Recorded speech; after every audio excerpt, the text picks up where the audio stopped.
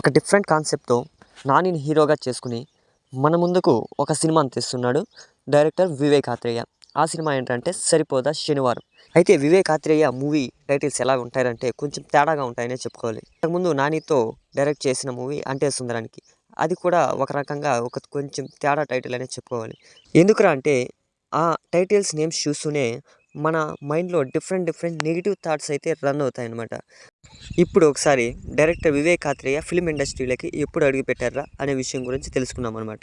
2017లో mental మదిలో మూవీతో director Vivek Athreya డైరెక్టర్గా శ్రీ విష్ణుని హీరోగా చేసుకుని ఒక మూవీని తీసుకొచ్చారనమాట. ఆ తర్వాత 2019లో శ్రీ విష్ణుతోనే బ్రోచే వారెవరురా అనే మూవీతో డైరెక్టర్గా మళ్ళీ రైటర్గా పరిచయం అయ్యారనమాట. 2022లో అంటే సుందరానికి మూవీతో నానిని హీరోగా చేసుకుని మన ముందుకు వచ్చారు డైరెక్టర్ వివేక్ ఆత్రేయ.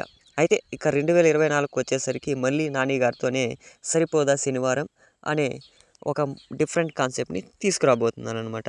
ఇక ఈ 4 సినిమాల్లో అంటే సుందరానికి ఒక మంచి హిట్‌నే సాధించిందన్నమాట. ఆ తర్వాత శ్రీ విష్ణుతో తీసిన 'బ్రోచే వారెవరుడా' మంచి సూపర్ హిట్ టాక్ అందుకోగా మెంటల్ మదిలో యావరేజ్ టాక్ తెచ్చుకుందనమాట. అంటే మనవాడు రైటర్ అండ్ డైరెక్టర్ మాత్రమే కాదనమాట, లిరిసిస్ట్ కూడా అనమాట. తను డైరెక్ట్ చేసిన మెంటల్ మదిలో మూవీలో 'గుమ్మడికాయ హల్వా', 'ఊహలే' మరియు 'మనవి ఆలకించరాదటే' 3 సాంగ్స్ అయితే రాయడం జరిగిందనమాట. ఆ తర్వాత 'ఈ నగరానికి ఏమైంది' మూవీలో 'మారే కలలే' మరియు 'వీడిపోనిది ఒకటేలే' అనే సాంగ్స్కి లిరిక్స్ అయితే రాయడం జరిగిందనమాట. అయితే 'సరిపోదా శనివారం' నుంచి ఒక గ్లింప్స్ అయితే రిలీజ్ కానుందనమాట.